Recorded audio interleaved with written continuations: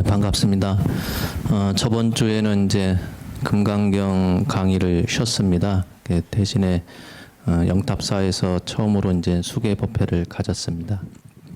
수계법회 하면은 뭐 많은 분들 이렇게 모셔서 이렇게 계도 받고 법명도 받고 하는 의식을 해야 되는데, 저는 조촐하게 50여 분 정도 되는 분들 모셔놓고 수계법회를 했습니다. 보통 법명 짓는 것이 참 어렵기도 하고, 또 사람마다의 성품에 맞춰서 이름을 지어야 되는 그런 게 있어서 한순간에 그냥 이름을 뚝딱 짓는 게 아니다 보니 어려움이 좀 있었는데, 그나마 다들 법명 받으신 분들이 받은 법명이 마음에 드셨는지 컴플레인이 한 명도 없어서 다행입니다. 이름이라고 하는 것은 다 각각의 의미가 다 있죠. 그냥 짓는 것이 아니라 근사하게 보인다 해서 좋은 이름이 아니라 그 이름이 갖고 있는 의미를 잘 되새겨서 그렇게 살고자 하는 삶을 사는 게 중요하겠죠. 그래서 저번 주에 강의를 좀 쉬었습니다. 되짚어 보면은 금강경에서 그동안에 했던 내용을 사실은 저번 주에 큰 틀에서 사실은 정리가 다 된 겁니다. 무슨 뜻이냐면은 우리가 항상 큰 틀에서는 부처님이 말씀하신 무상보리를 얻기 위해서 수행을 하는 것인데, 얻어야 된다라는 그런 단어 속에 이제 매이다 보면 밖에서 자꾸 구하게 되죠.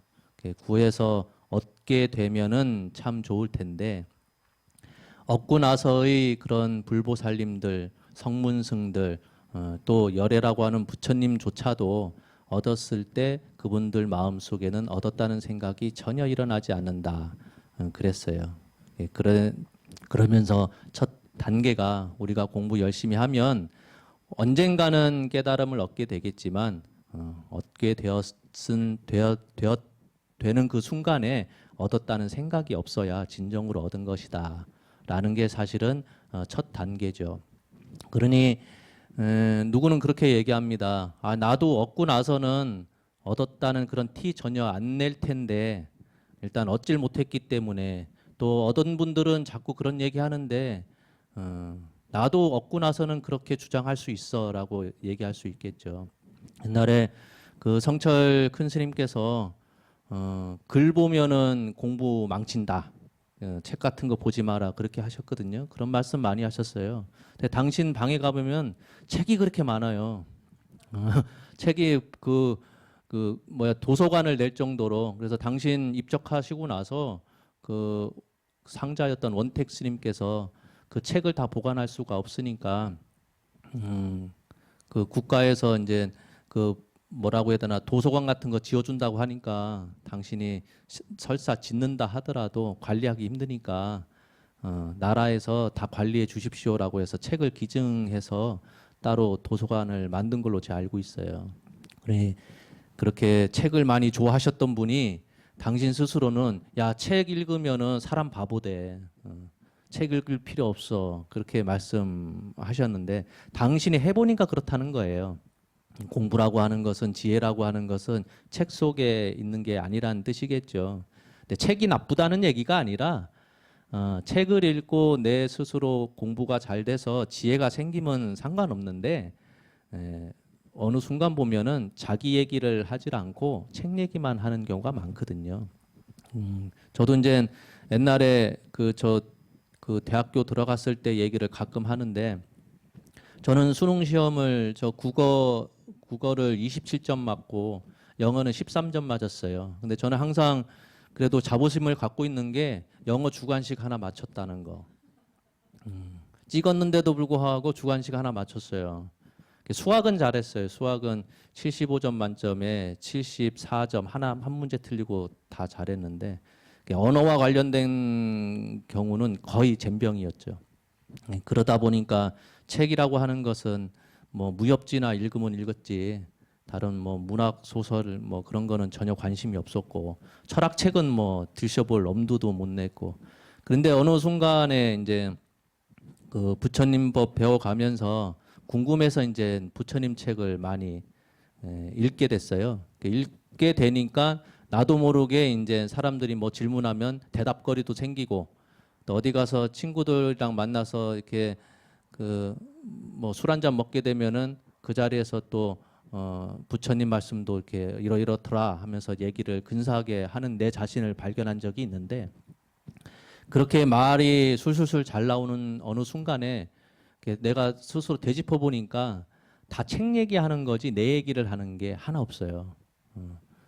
그러니까 뭐 상대방은 잘 모르겠죠. 근데 그 입을 띄고 있는 내 스스로는 본인이 잘 알거든요. 누가 뭐 질문했을 때도 술술술 얘기는 잘 나오는데 되짚어 보면 그 내가 이해해서 내가 뭔가 얻어서 하는 소리가 아니라 책 얘기 그대로 반복하고 있구나. 그런 거를 알게 되는 순간에 책을 또 한동안 안 보게 됐죠. 그러니 어느 분들을 보면은 책을 통해서 지혜가 생기면 어느 순간에는 말수가 많이 적어져요. 불필요한 말을 좀 안 하게 되고 하죠. 이것처럼 우리는 깨달음을 얻으면 나도 그 지위에 가면 나도 그렇게 아무 티 내지 않을 수 있어. 근데 다 본인들은 얻어놓고 아직 얻지 못한 우리들한테는 야 얻어봐야 별 볼 일 없어. 어디 밖에 돌아다녀봐야 결국 네가 서 있는 네 집이 참 좋은 집이야. 그렇게 아무리 말씀해봐야 소용없는 거죠. 로또 복권 당첨되고 나서 그 금액 전체를 다 보시할지언정 일단은 당첨되고 싶다는 거죠. 근데 이제 이런 논리는 사실은 우리가 살고 있는 현실 세계, 그러니까 그 여러 사람들 모여 사는 사회법에서는 참 맞는 얘기입니다. 그런 불만을 가질 수가 있죠. 그런 불만을 가질까봐 수보리존자가 또 정의를 내린 바가 얻었지만은 얻었다는 생각이 없다. 그런 티를 내지 않는다 해서 더 한 단계 넘어가서 우리는 바깥에서 뭘 얻었기 때문에 떵떵거릴 수 있다라고 생각했는데 야 얻는 게 중요한 게 아니라 버리는 게 중요한 거야. 자꾸 너는 나도 얻은 다음에는 그런 티 안 낼 수 있습니다라고 주장하지만 얻는 것이 아니라 네가 갖고 있는 것을 버리기만 하면 바로 그게 깨달음이다. 해서 네 안에 갖고 있는 아상, 인상, 중생상, 수자상 남과 비교하는 거, 남을 차별하는 그런 마음만 버리기만 하면 그게 네가 그렇게 얻고자 하는 바다. 그러니 버려라. 네 안에 갖고 있던 거를 버려라. 라고 말씀하는 거죠. 그러니까 공부가 더 되면 그렇다는 거예요. 근데 거기에서 멈췄으면은 내 안에 공허하겠죠. 모든 걸 다 버리면 뭐까지 버려야 되겠습니까? 잘못 공부하면 악취공이라고 해서 공하다는 사실만 깨우치면 그만인데 공하다고 하는 그런 생각에 매여 있어서 공이라고 하는 사상에 또 집착을 하게 되거든요. 버리면 그만인 것인데 버려야 한다라는 그런 주장에 매여 있게 되면 실제로 버리는 게 아니에요. 다 버렸는데도 불구하고 뭐를 하나 못 버리고 있죠? 버려야 한다는 그런 생각을 못 버리고 있는 거예요. 그러니 마지막에 수보리 존자가 또 하는 말이 실제로 우리가 그렇게 버리려고 했던 아상, 인상, 중생상, 수자상도 상이 아니었다. 그러니까 버리려고 봤더니 버릴 것도 없었다라는 그 결론으로 도달하는 거죠. 근데 사실은 이런 그 세 가지 단계까지 간다는 게 너무나 어려운 일이죠. 우리 입장에서는 거기까지 뭐 두 단계도 갈 수도 없고 세 번째 단계까지도 아직까지 공부를 어느 정도 해야 되는지 모를 정도로 그렇게 지난한 일이긴 하겠죠. 그렇지만은 그동안의 그 금강경의 내용 자체가 이 세 단계에서 사실은 모든 게 다 정립이 된 겁니다. 밖에서 얻으려고 해서 얻고 나서 보니 사실은 얻었다는 티를 내서는 안 된다는 거죠. 그런 상태에서 올랐다 하더라도 더 공부를 해 나가면 야 내가 얻으려고 그렇게 노력했는데 실제로는 내 안에 갖고 있던 그런 나쁜 마음만 버리면 되는구나 라고 이제 이해를 하게 되고 지혜가 생기게 되는데 거기서 더 나가면은 야 그렇게 버리려고 봤더니 버릴 건덕지조차도 없었구나라는 걸 알게 되면 세상사가 그렇게 그 바람이 많이 불어서 파도는 그렇게 많이 칠지언정 그 깊은 바닷물은 고요한 것처럼 내 마음이 흔들리지 않게 되는 거죠. 근데 이런 얘기가 나왔던 이유가 딱 한 가지였죠. 이 금강경의 일부만이라도 잘 지니면 공덕이 크다. 뭐보다 재물을 많이 보시하는 것보다도 더 크고 목숨을 버리는 것조차 견줄 수가 없다. 이 경이 그렇게 좋으니 경을 잘 지키면 좋은 공덕이 생긴다라는 내용에서 이제 결론 내리다가 여기까지 왔는데 그러면 또 그런 생각을 가질 분들이 있죠. 목숨을 버리는 것도 수행이고 재물을 바치는 것도 보시하는 것도 수행인데 그거보다 더 뛰어나다고 하는 것이 이 경 잘 읽고 지니고 남한테 유포시키는 것 그것도 하나의 수행이기 때문에 수행하면 다 우리는 고행만 생각하죠. 그러니 이것도 하나의 이경을 잘 지니고 배우고 남한테 유포시키는 것 자체도 보살이 행하는 고행의 일종이니까 설사 아무리 공덕이 크다 하더라도 금강경 잘 읽는다 하더라도 괴로운 과보를 면치 못하는 거 아니냐. 내가 금강경 열심히 공부하는 것도 고행의 일종이다 보니까 결과적으로 괴로운 과보는 면치를 못하고 받는 게 아닐까 그런 걱정이 생기죠. 그러면서 그 부처님께서 그런 뜻을 알고선 뭐라고 말씀하시냐면은 본인의 그 인욕선인일 때의 과거를 얘기를 하셔요. 수보리 존재한테 인욕바라밀에 대해서 설명을 할 때 그런 얘기를 합니다. 내가 인욕바라밀이라고 육바라밀 가운데 인욕바라밀이 있죠. 인욕바라밀을 열애라고 하는 분들은 인욕바람이라고 부르질 않는다는 거예요. 인욕바라밀이 우리 중생의 눈에는 육바라밀 가운데 인욕바라밀이 있는데 깨달은 부처의 입장에서는 인욕바라밀이 아니다라고 얘기한대요. 그 이유가 뭐냐? 내가 과거에 인욕선인으로 있었을 때 가리왕한테 붙잡혀가지고 고문을 나가는데 그 할절신체, 할절이 뭐냐면은 그 면도칼로 몸을 이렇게 포뜨듯이 이렇게 뜨는 그런 괴로움을 받았는데 우리가 아무 그 뭐라고 이유 없이 그런 괴로움을 받으면 화나는 거는 뭐 둘째치고 원한을 안 품을 사람이 없죠.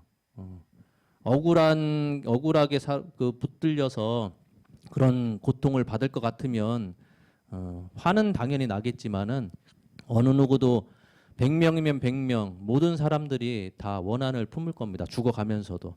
근데 본인이 그 가리왕한테 전혀 화도 안 났고 원한도 품지 않았다는 거예요. 그 이유가 뭐냐?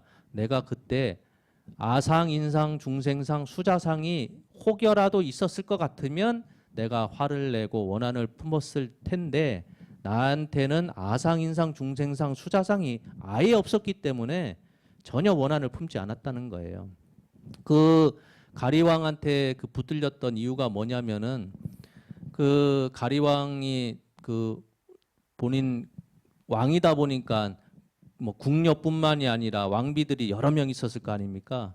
그래서 야외에 놀러 갔어요. 수십 명이나 되는 궁녀와 그 왕비들을 데리고선 놀러 갔는데 잠시 낮잠을 자고선 일어나 보니까 자기를 시봉하던 궁녀나 왕비들이 하나도 안 보이는 겁니다. 그래서 어디 갔나 싶어서 이렇게 둘러보니까 그 인욕선인이라고 하는 어떤 한 그 수행자한테 이렇게 둘러싸여 있어가지고 그 수행자를 둘러싸고 있으면서 법문을 듣고 있더라는 거예요. 그래가지고 괘씸해서 저 사람이 진짜 공부 열심히 하는 수행자인가 아닌가 확인을 해봐야 될 거 아닙니까? 거짓부렁인 사람한테 가가지고 공부하고 있으면은 이제 혹군형 내려고 가서 인욕선인한테 묻습니다. 당신은 알아 아닙니까? 깨달았습니까? 그걸 묻는 거죠. 근데 우리가 금강경 앞부분에서 맨날 했던 게 그거거든요. 설사 아란이라 하더라도 본인 스스로는 나 깨달았다, 아라한과에 올랐다라는 생각이 전혀 없다고 그랬어요. 그러니 인욕선인이 가리왕한테 그런 질문 받았을 때 맞아요, 나 깨달음 얻은 아라한입니다, 그렇게 대답할 수 있었을까요? 대답을 안 하고 가만히 있으니까 이 깨닫지도 못하고 아란과에 오르지도 않은 사람이 나의 궁녀와 나의 왕비들 앞에서 헛짓거리하고 있다 해가지고 붙잡아다가 고문을 강하는 거예요. 그게 이제 말 그대로 칼로 몸을 이렇게 하나하나 포뜨듯이 괴롭힘을 주는 거죠. 너는 깨닫지도 못해놓고 아란과에 오르지도 못해놓고 내 사람들 앞에서 그 공부된 양 법문하고 있다고. 그러니 답답한 일이죠. 근데 인욕선인 입장에서는 내가 설사 아라한과에 올랐지만은 올랐다는 생각이 전혀 없다 보니 대답을 하지 않은 것이고, 그 아라한과에 올랐으니 아상, 인상, 중생상, 수자상은 당연히 없으니까 설사 가리왕이 그런 고문을 가하더라도 결코 화를 내거나 원한을 품지 않았다, 그런 내용을 이제 말씀하시는 거죠. 인욕이라고 하는 것은, 인욕바람이라고 하는 것은 참는 거죠. 참는 거. 원한을 갖지 않는 것이 인욕바람일이에요. 근데 뭐 원한은 둘째치고 나한테 조금이라도 이렇게 해로움이 있으면은 화가 다들 일어나죠. 기신론에 보면은 뭐라고 이렇게 설명을 해놨냐면은 어떻게 인문을 수행하는가, 어떻게 인욕바람을 수행하는가 하면서 뭐라고 설명하고 있냐. 타인이 주는 고뇌를 잘 참아서 보복할 마음을 품지 않으며, 또한 응당 뭐를 다 참아야 되느냐. 이 쇠, 회의, 친기, 고라극 등의 그 온갖 팔풍, 이걸 8가지를 팔풍이라고 그럽니다. 이 쇠, 회의, 친기, 고락, 이 팔풍을 잘 참는 것이다 그래요. 그러면 보면 8가지 가운데 4가지는 나한테 참 나쁜 겁니다. 쇠라고 하는 거 쇠락이죠. 내가 부자였다가 갑자기 가난해지는 거, 그 사업이 망한다든가, 아니면 가난하게 태어나가지고 경제적으로 쪼들리는 거, 물질적으로 손해 보는 거를 쇠라고 그래요. 쇠락한다. 회라고 하는 것은 훼손이죠. 그다음에 기라고 하는 것은 그 남한테 욕 먹는 거죠. 기. 뭐 고락에서의 고는 뭐 당연히 아시겠고. 그러니까 회라고 하는 것, 기라고 하는 것은 뭐냐면은 내가 욕을 먹긴 하는데 내 앞에서 직접적으로 너 나쁜 놈이야라고 이렇게 욕하는 거. 그런 것도 있겠지만은 나 안 보는 데에서 저 뒤에서 수구덩수구덩 하면서 아유 저 스님은 참 뻔뻔해, 아주 흉악한 스님이야, 이렇게 욕하는 거. 근데 칭찬이나 명예도 똑같습니다. 칭찬도 이제 뭐냐면은 내 앞에 대놓고선 아유 스님 참 훌륭합니다, 칭찬하는 걸, 그걸 칭찬이라고 그러고, 명예는 아시죠? 명예라고 하는 것은 나 안 보는 데에서 나를 이렇게 띄워주는 거, 그건 명예라고 그래요. 그러니 보면 쇠회, 그 다음에 그 고통과 그 기라고 하는 4가지는 나한테 안 좋은 거기 때문에 잘 참는다라는 게 좀 논리적으로 성립이 되죠. 근데 나한테 이득이 되는 것도 참아야 된대요. 이라고 하는 것은 물질적으로 이득을 주는 거잖아요. 그 다음에 예라고 하는 것은 명예고, 칭이라고 하는 것은 칭찬이고, 그다음에 즐거움은 당연히 나한테 기쁨을 주는 거니까, 락이라고 하는 것은 그 4가지도 참아야 된다는 겁니다. 기쁜 일이 있어도 기쁘다고 그 덩실덩실 춤춰서는 안 된다는 거예요. 왜 그렇게 했습니까? 뭐 여러 뭐라고 해야 되나, 뭐 저 옛날 이야기도 많죠. 뭐 세옹지마라든가. 세옹지마 뭔지 아시죠? 그 뭐 다들 아시더라도 그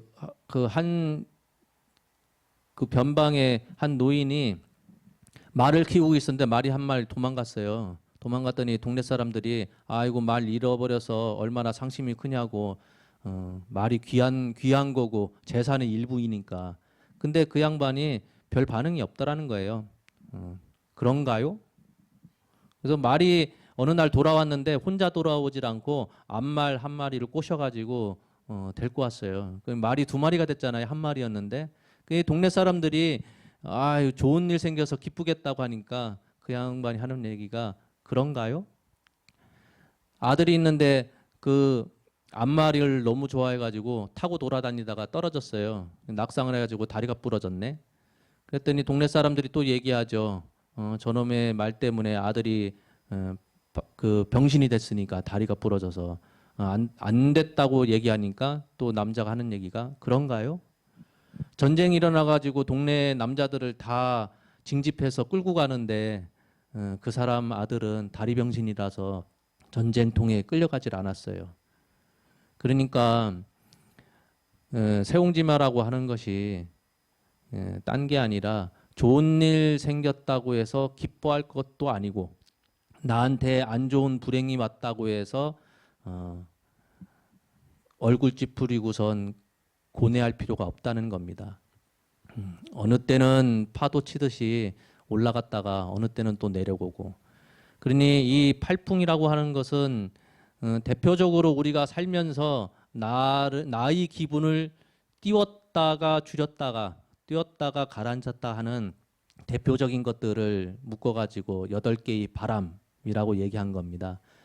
바람을 왜 비유를 드냐면은 보통 진여의 바다라는 표현을 써요. 진여라고 하는 것은 굉장히 깊은 바닷물과 같은데 바닷물은 평상시에는 고요하게 이렇게 잠잠히 있지만은 팔풍이라고 하는 바람이 불면 그 표면에 파도가 막 친다는 거예요. 파도라고 하는 것은 좋은 것이 와도 파도가 일어나는 거고 나한테 괴로움을 주는 나쁜 것이 오더라도 그 파도가 치는 거죠. 근데 중요한 것은 저 안에 심연에 있는 진여라고 하는 바닷물은 고요히 있어야 되는데 그걸 우리들은 모르고 있다는 얘기죠. 기신론에서 하는 말은 그 얘기예요. 원한 품지 않아야 되는 건 당연하지만은 또 한 가지 우리가 살면서 나를 기쁘게 하거나 나를 괴롭히는 온갖 것들에 대해서 내가 흔들리지 말아야 된다는 거죠. 그게 진정한 인욕바람이를 행하는 거다. 그래서 옛날 그 주역에도 그런 말이 있습니다. 조물주도 명예를 거부한다. 조물주조차도 신조차도 명예라고 하는 것을 지어주면은 거부한다는 거예요. 아, 나 싫다고. 명예를 주겠습니다. 그러면 조물주조차도 아유 안 받겠습니다 한다는 거예요. 왜냐하면은 자기 깜냥을 벗어난 좋은 일, 명예는 그 사람이 복을 덜어낸다 그랬거든요. 복이라고 하는 것은 자기 그릇에 맞게 들어오는 거예요. 근데 그릇이 작은데도 불구하고 아무리 큰 복이 오더라도 다 담을 수가 없죠. 그러니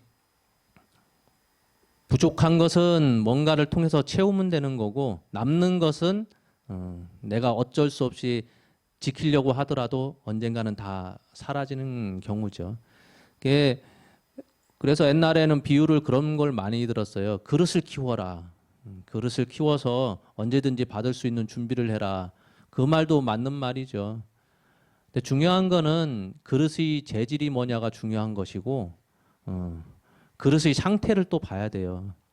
그릇이 안만 크면 뭐합니까? 다 금이 가 있고 구멍 나 있는데 뭐 받기만 하면 질질질 다 새버리고. 근데 작다고 해서 슬퍼할 것도 아니죠. 그 찻잔처럼 조그만하지만 그걸 금덩어리로 만들어 보세요. 다들 귀하다 하지 않겠습니까? 그 박으로 만든 큰 바가지 가져가렵니까? 금으로 만든 조그만 찻잔 가져가려고 하시겠습니까? 하면 당연히 100이면 100 다 금으로 만든 찻잔 가져가겠다고 하겠죠. 그러니 재질이 뭐냐고 하는 것도 중요하겠죠. 재질이 안만 또 좋으면 뭐합니까? 금으로 만든 찻잔인데 거기에 그 똥찌꺼리 묻어 있으면 거기에 뭘 담을 수 있겠어요? 아무것도 담을 수가 없죠. 그 그릇을 깨끗하게 씻지 않으면 아무리 좋은 음식이라 하더라도 담는 그 순간 버릴 수밖에 없는 거거든요. 그러니 우리가 살면서 온갖 것들이 나를 괴롭히는 거죠. 내가 가만히 있는다고 해서 세상이 나를 가만히 두는 게 아니거든요. 저 뭐 딴 사람 예를 들 것도 없이 저 같은 경우도 여기 영탑사랑 인연 맺은 지가 20년이 넘긴 하지만 실제로 여기서 소임을 보기 시작한 거는 1월 20날 와가지고 지금 8개월 됐나 이제? 8개월하고 4일 지났네요. 그러니까 하도 힘들어서 그 날짜를 제가 다 기억해요. 8개월하고 4일 지났는데 제가 여기서 한 거는 딴 거 하나도 없어요. 밖에 안 나가고 기도한 거밖에 없거든요. 밖에 안 나가고 기도만 했는데 그게 또 싫은가 봐요. 왜 스님은 기도만 하냐 이거죠. 바깥에 사람들도 만나고 요즘은 이제 그 뭐라고 해야 되나 그 외부에 또 그 힘 있는 분들 만나서 영탑사에 건물도 많이 짓고 뭐 이렇게 지원금도 많이 받아서 많이 꾸미고 그런 게 좋은 것처럼 보이기는 하는데 저는 그런 게 좀 싫어서 여기 영탑사는 보셔서 아시겠지만 다 갖춰진 절이에요. 더 이상 뭐 하면은 흠이 되는 사찰입니다.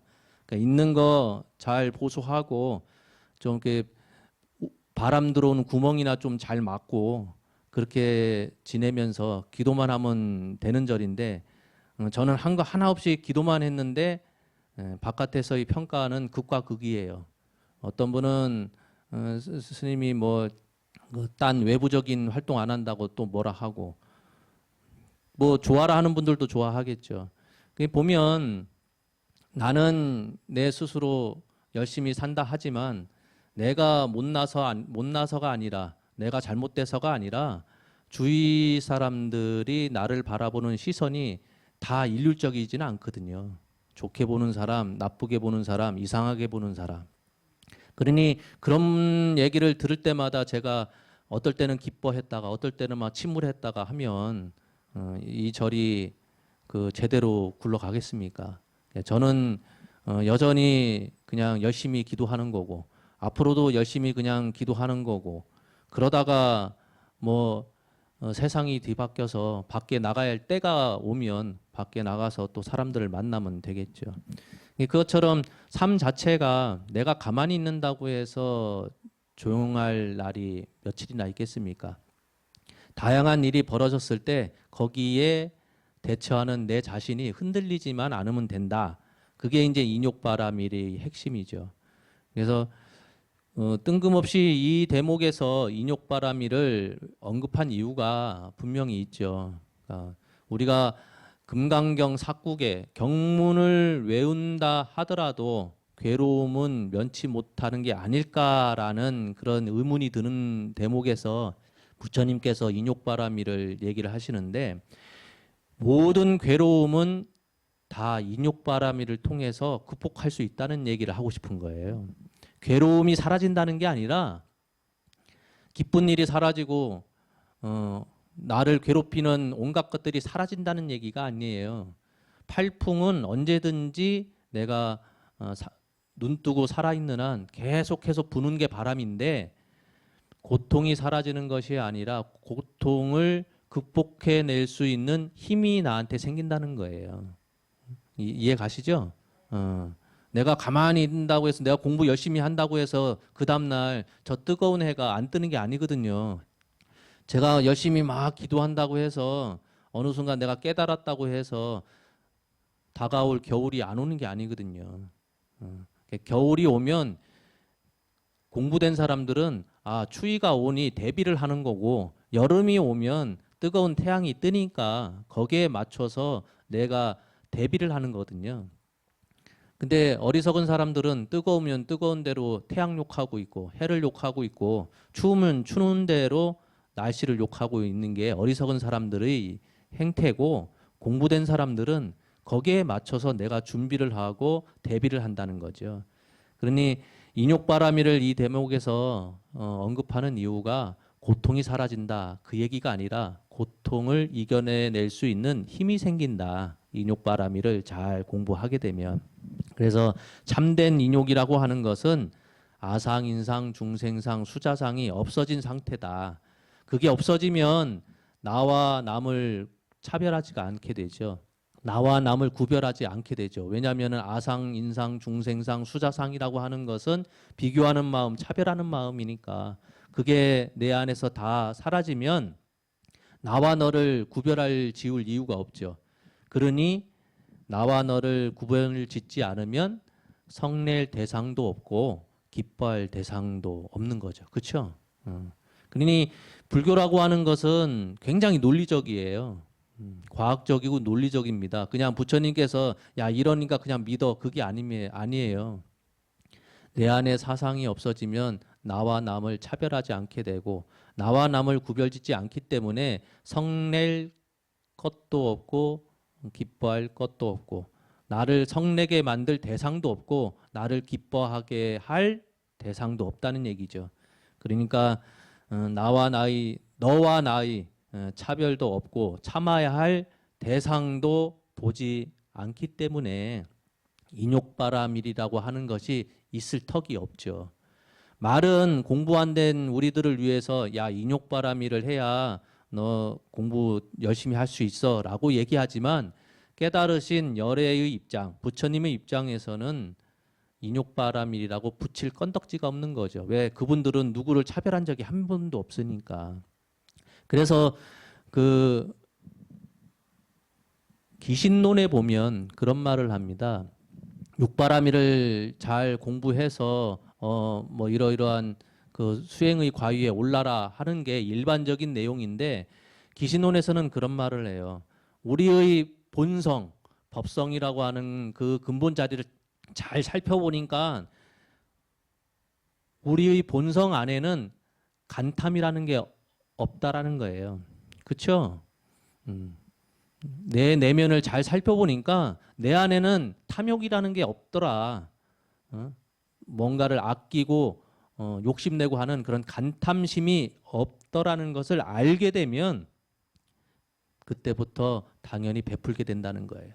왜냐하면은 베풀 때 우리는 누군가한테 뭔가 도움을 줄 때 아깝잖아요. 그렇죠? 한순간에 그 누굴 어려운 사람 봤을 때 어느 순간에는 아우 저 사람 내가 도와줘야지 내가 좀 여유가 있으니까 도와줘야지 하다가 주머니에서 지갑 꺼내는 순간에 얼마를 줘야 되지? 금액 차이도 좀 곤씹을 해봐야 되고 처음 마음 먹었지만은 그래도 줄까 말까 약간 망설이게 되죠. 근데 내 안의 본성을 법성을 잘 살펴보니까 법성이라고 하는 데에는 간탐심이 없다는 겁니다. 공부해서 보니까 간탐심이 없기 때문에 더 베풀 수 있다는 거예요. 아깝지가 않죠. 내 안에는 욕심이 없으니까. 그리고 법성을 잘 살펴보니까 뭐에 물들었다 하는 오욕 그런 게 없다라는 거예요. 그래서 순수하게 지게바라밀을 지킨다는 겁니다. 우리는 뭐라고 해야 되나 나쁜 것에 물들지 않기 위해서 그 계율을 지키는 거죠. 나도 모르게 마음이 흔들리니까 오계를 왜 지키겠습니까? 그냥 그 말 그대로 나는 어딜 가서도 법을 지키지 않는 아주 훌륭한 사람일 것 같으면 오계를 받을 필요도 없는데 내 안에는 그래도 조금이라도 욕심이 있다 보니까 나도 모르게 좋은 물건 보면은 갖고 싶고 또 못된 마음 먹으면 훔쳐서라도 좀 가져볼까라는 마음이 들 텐데 내 안의 법성을 잘 살펴보니까 내 안의 법성은 뭐 물들다고 하는 오욕이라는 게 없다는 거예요. 없는 줄 알기 때문에 지게바라밀을 지킬 필요가 없어요. 뭘 할 필요가 없어. 뭘 지키려고 할 마음조차도 없는 거죠. 그러니 삶 자체가 그냥 계율을 잘 지키는 삶이 될 수밖에 없는 거죠. 또 법성을 잘 살펴보니까 내 안에는 게으름이라는 게 없어요. 게으름이라는 게 없는 줄 알기 때문에 더 열심히 남을 위해서 보시하고 정진하고 수행할 수 있다는 거예요. 그러니 기신론의 논리는 뭐냐면은 내가 육바라밀을 통해서 좀 더 나은 근사한 사람이 되고자 했는데 내 안에 그 본성, 진열을 잘 살펴보니까 내 안에는 간탐심도 없고 게으름도 없고 성냄도 없고 오욕이라고 하는 물듦도 없는 줄 알고 나서 보니 그때서는 모든 행동이 다 육바라밀에 딱딱 들어맞다는 거예요. 그러니까 논리 자체가 우리는 내 안에 화가 많기 때문에 참아야지 참다 보니 화가 조금씩 줄어드는 게 보일 때가 있겠죠. 그게 이제 그 처음 공부하는 사람들의 입장인데 이 기신론에서 하는 말은 그렇게 하다 보면 어느 순간에 알게 된다는 겁니다. 내 안에 본성을 잘 살펴보니까 야, 화라는 게 사실은 없었던 건데 왜 내가 화를 내고 있지? 저런 별 볼 일 없는 것에 내가 마음에 흔들릴 이유가 전혀 없는데 아, 저 사람 한마디에 내가 기분 나빠서 갑자기 화도 나고 얼굴도 찌푸리고 했는데 그럴 거리가 전혀 없었구나라고 아는 순간에 인욕바람일은 자연히 성취된다는 거예요. 우리가 육바람일 통해서 내 안에 번뇌를 제거한다. 맞는 말이죠. 또 한편으로 공부 열심히 하다 보니 내 안에 번뇌라고 하는 것 자체가 없었구나라고 알게 되면 그때서야 육바라밀이 성취된 거죠. 그래서 그 하모 득통 스님께서 뭐라고 말씀하셨냐면은 무심을 얻으면 일마다 막힘이 없다 그랬어요. 무심. 무심하면은 내가 하는 모든 일들에 장애가 없다 그랬어요. 이런 뭐 불교적인 내용은 아닌데 여러분들 그리스 신화에 보면은 가장 힘센 사람이 헤라클레스죠. 헤라클레스가 가장 힘이 세대요. 그래서 웬만한 적들을 물리쳐 가지고 진 적이 한 번도 없는데 어느 숲을 가는데 별 볼 일 없는 이상한 괴물이 나타나 가지고 자기 앞길을 막더라는 겁니다. 그래서 한 대 쥐어박아서 치워놨더니 조금 지나니까 그놈이 또 나타났는데 아니 이상하게 전보다는 좀 힘이 세진 것 같대요. 그래서 몇 대 쥐어박고선 옆으로 치워놨는데 그때마다 다시 나타나고 자기를 괴롭히더라는 겁니다. 근데 그때마다 전보다는 더 힘이 세져서 어느 순간에는 본인이 감당하지 못할 정도로 그 괴물이 아주 등치도 커지고 힘도 세져서 도저히 본인이 감당이 안 돼서 도망갔다는 거예요. 헤라클레스가 가장 그리스 그 신들 중에서 힘이 완력이 가장 세다 했는데 그 괴물을 이기지 못하고 도망갔다는 거예요. 그래서 저놈이 누군가 또 어떻게 하면 이겨먹을까 자존심 상하니까 지혜의 여신인 아테나한테 가서 묻습니다. 내가 숲속에서 이러이러한 괴물을 만났는데 저 괴물을 어떻게 하면은 제압할 수 있겠습니까? 이렇게 물으니까 그 지혜의 여신이 하는 말이 그 괴물은 맞서면 맞설수록 더 힘이 세지고 더 교활해지고 더 날카로워지고 더 흉폭해지고 그런다는 거예요. 그래서 저 괴물을 제압하기 위해서는 싸우지 말고 무시하고 외면하고 내버려 두라는 겁니다. 그러면 괴물 스스로가 쪼그라들어서 나약해져서 사라질 거라고. 그래서 헤라클레스가 궁금해서 그 괴물의 정체가 뭡니까 했더니 그 지혜의 여신이 하는 말이 다툼이라고 합니다. 다툼. 사람과 사람 사이에서 다툼이 그렇다는 거예요.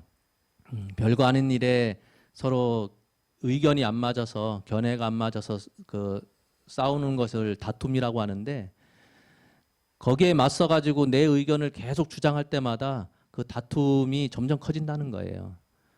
그러니 해결하는 방법은 그냥 내버려 두라는 거죠. 다툼이 생기면 누가 자기 얘기가 옳다라고 주장하면 그런가요? 하고선 내비두라는 겁니다. 거기에 맞서지 말고 외면하고 방치해 두면 제풀에 죽어서 사라진다는 거예요. 제가 금강경 강의를 오랫동안 해왔는데 이 금강경 강의를 제가 뭐 공부 열심히 해가지고 제 나름대로 정리해서 가르치는 게 아니라 그 바탕이 되는 책이 금강경 강화라고 해서 저 봉선사 월은 노장님께서 쓰신 책을 바탕으로 지금 강의를 하고 있어요. 그 월은 노장님도 금강경 강화라고 하는 책을 그냥 쓰신 게 아니라 금강경 간정기라고 하는 그 금강경을 배우고자 하는 분들은 꼭 봐야 되는 책을 기반으로 해서 당신이 금강경 강화라는 책을 썼습니다. 저는 그걸 또 정리를 해서 강의를 하는데 어느 한때 한 처사가 그 월은 스님을 찾아왔어요. 금강경 강화책을 이렇게 내니까 본인이 그걸 막 읽어보고선 오류가 있다는 거죠. 그래서 그걸 항의하러 이제 찾아왔어요. 그래서 그래서 워룬 노장 앞에서 당신의 이제 주장을 1시간 넘게 그렇게 하더라는 거예요. 어느 부분에서는 스님은 이렇게 의견 내셨는데 그건 잘못된 것이고 본인이 생각하기에 이런 게 맞다 하면서 1시간 넘게 장황한 설명을 하시는데 그 시간 동안에 워룬 노장 스님은 한마디 안 하고 가만히 듣고만 계시더라고요. 마지막에 뭐라고 하시는지 아세요? 거사님한테 거사님 그렇게 말씀하시니 거사님이 생각한 바대로 그냥 생각하시고 가시면 됩니다. 그 1시간 넘게 그 양반 막 언성 높여가면서 이러이러한 건데 왜 이렇게 했냐는 도 자기 주장을 막 하니까 우리 같으면 그때마다 반박을 할 텐데 워룬 스님께서는 다 듣고 나서 거사님께서 그렇게 옳다 하시니 거사님은 그렇게 알고 그냥 가시면 됩니다. 우리가 살면서 그 다툼이라고 하는 것이 큰 다툼도 있겠지만은 사실은 별거 아닌 것에 다 언쟁이 붙고 그렇죠. 그러니 경전에서의 하는 말은 고차원적인 어려운 말을 하는 것이 아니라 보면은 우리 일상생활 속에서 우리가 겪게 되는 일들에 너무 우리들이 휘둘리면서 괴로움을 받고 있으니까 그런 것을 하나하나 해결해 주시려고 이렇게 말씀하시는 바거든요.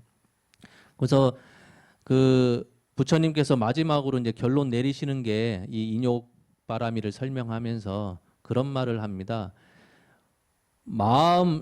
우리가 뭔가 육바라밀에 대해서 뭐 이렇게 해야 되고 저렇게 해야 되고 온갖 얘기를 다 들었지만 보살은 온갖 모양을 다 떠나버렸기 때문에 색성량 미촉법에 머물러서 마음을 내지 마라. 우리 개송 가운데도 그게 있었죠. 색성량 미촉법에 머물러서 마음 내지 말고 머무는 바 없이 마음을 일으켜야 된다. 그 얘기를 다시 한번 또 언급해요. 머문 없는 마음을 내야 된다. 우리가 마음을 일으키긴 일으켜야 되는데 일으키려고 할 때 내 마음 속에서 무엇 때문에 이런 생각을 일으키는지, 무엇 때문에 이런 마음을 일으키는지를 항상 되돌아 봐야 되죠. 누군가한테 뭔가 도움을 줄 때 진짜 순수하게 도움을 주려고 하는 것인지 어느 순간에 저 사람한테 칭찬받기 위해서 어떤 기대하는 마음으로 누굴 도와주는 건지 그 근본 자리를 잘 살펴봐야 된다는 거예요. 그러면서 색성향 미촉법에 머물러서 마음을 내지 말아라. 그래서 열애는 온갖 모양이 곧 모양이 아니다라고 얘기한다. 부처님 입장에서는 눈앞에 보이는 온갖 것들이 나무는 나무고 산은 산이고 물은 물이겠지만은 그렇게 표현 안 한다는 거예요. 왜? 모든 것들은 인과 연에 의해서 그때 이 자리에 이런 모습을 갖게 된 것뿐이지 시간이 지나고 세월이 많이 흐르면 저 모양 저대로 그대로 있는 게 하나 없기 때문에 인이 변하거나 연이 변하거나 하면 다 다른 모양으로 변화를 거치기 때문에 상 그대로 보이는 대로 그대로 이름하지 않는다는 거죠. 온갖 모양이 곧 모양이 아니다라고 얘기한다. 근데 그렇기 때문에 온갖 중생을 보더라도 중생이 아니라라고 얘기한다는 거예요.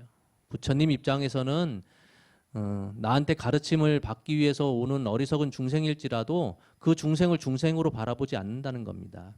왜? 부처님 입장에서는 아상, 인상, 중생상, 수자상이 없어서 나를 찾아온 저 중생도 중생으로 보지 않고 나와 동등한 불성을 갖고 있는 존재로 보기 때문에 우리만 공부 안 된 우리만 부처님 만나 뵈야 저분이 나를 위해서 근사한 법문을 내려주셔야 될 텐데 오늘 법회에 그래도 부처님께서 도움이 되는 항상 편안하게 나를 편안하게 만드는 그런 법문을 해주시는 분이구나라고 생각할 뿐이지 부처님 입장에서는 결코 그렇게 생각하지 않는다는 거죠. 그러니 이 대목에서의 결과는 뭐냐? 이 경을 잘 지키면 금강경을 잘 배우면 비교하는 마음, 차별하는 마음이 사라지게 되고 그렇게 사라지게 되면 그 사상이라고 하는 것이 여의고 나면은 어떠한 괴로움 또 괴로움이 오더라도 그 괴로움을 잘 이겨낼 수 있다. 괴로움을 괴로움으로 받아들이지 않는다는 겁니다. 괴로움 자체가 없다라는 얘기 아니라 나한테 팔풍이 오더라도 팔풍을 나한테 이득을 주는 것, 나를 괴롭게 만드는 것 그렇게 바라보지 않는다는 거예요. 그래서 괴로움이 사라지는 것이 아니라 괴로움을 괴로움으로 여기지 않는다라는 게 오늘 부처님께서 저희들한테 하고 싶은 말씀이지요. 이렇게 해서 그 추석 명절 전날 마지막 금강경 강의를 해 마쳤습니다. 추석이 다가왔는데 그 사찰에서는 사실은 명절이 그렇게 썩 뭐 명절이라서 좋을 것까지는 없어요. 옛날이라고 하기는 좀 그렇고 한 20년 전에 이제 은사 스님 모시고서 이제 용봉사 살 때는 명절날 사람들이 이제 없으니까 다들 이제 그 집에서 가족들이랑 이렇게 지내다 보니까 사찰이 텅텅 비죠. 비어서 한가하다 보니 명절날이 명절 뭐 스님들 입장에서는 좀 편안히 조용히 쉬는 날 그렇게 여겨져서 명절을 명절이라고 뭐 이렇게 특별하게 인식을 안 했는데 요즘 들어서는 그래도 명절날 가족들이랑 같이 사찰에 오시는 분들도 많긴 하더라고요. 벌써 날이 추워졌습니다. 명절 즐겁게 보내시고 항상 복 받는 그런 일들이 자주 있었으면 좋겠습니다. 복 많이 받으셔서 저 영탑사 좀 많이 도와주세요. 로또 복권 꼭 사셔가지고 당첨되면 한 10%만 갖다 주세요. 아셨죠? 다는 필요 없고 다 달라고 하면은 욕먹을 일이고 뭔가 좋은 일 생기면 좋은 대로 꼭 사찰이 아니더라도 가족들한테 먼저 베풀고 요즘 가족들 피부치한테도 잘 안 주는 것 같더라고요. 그러니 가족들 잘 건사하시고 또 여력이 생기면 주위에 어려운 분들 한번 돌이켜 보시고 그러다가 내가 길을 잘 못 찾겠다 뭔가 도움을 주고는 싶은데 어찌 할지 모르는 분들 많아요. 왜냐 해보지 않아서. 선행이라고 하는 것도 제가 그런 말 많이 합니다. 우리가 그 나쁜 사람이라서 마음이 못돼서 착한 일을 못하는 것이 아니라 안 하는 것이 아니라 평소에 안 해봐서 안 해봤기 때문에 멋쩍어서 못하는 게 많아요. 누가 좋은 일 하면 칭찬해 줘야 되는데 그런 거 많죠. 옆에서 지나가다가 지까짓 게 뭔데 평소대로 그냥 하지 뭘 지코가 석자인데 뭘 도움 주겠다고 그래. 뭐 착한 일 하면은 평소에 한 번 안 하던 사람이 웬일이야? 제가 어렸을 때 가장 싫었던 말이 이제 저 재미난 그 미국 그 비디오란다 드라마 뭐 전격 제트 작전 에어울프 재방송 토요일 날 일요일 날 하면 2시쯤에 하면은 저것만 보고 숙제해야지 저것만 보고 공부해야지 하는데 어머니께서 시작도 하기 전에는데 공부해야지 그러면은 이제 짜증이 팍 나죠. 저것만 보고선 공부 열심히 하려고 했는데 그 말 듣는 순간에 아니 공부 안 해. 반발심에. 그랬었는데 그런 거가 똑같아요. 내가 선행을 뭔가 애써서 이렇게 멋쩍지만 하나 해보려고 하는데 주위 사람들이 야, 네 평소대로 그냥 행동해. 왜 그래? 웬일이야? 그런 얘기 들으면 짜증이 팍 나죠. 그것처럼 여러분들 누군가 내 가족이 됐든 내 주위의 이웃이 됐든 뭔가 좋은 일 하고 있으면 같이 합시다.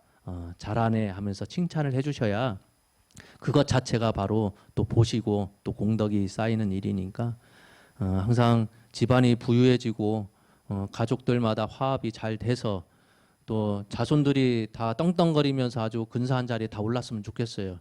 그 덕에 저희 영탑사도 도움받아서 더 큰 사찰로 더 멋진 사찰로 큰 사찰보다는 더 멋진 사찰로 거듭나기를 저도 기원해 마지 않습니다. 추석 명절 잘 보내시길 바랍니다. 감사합니다.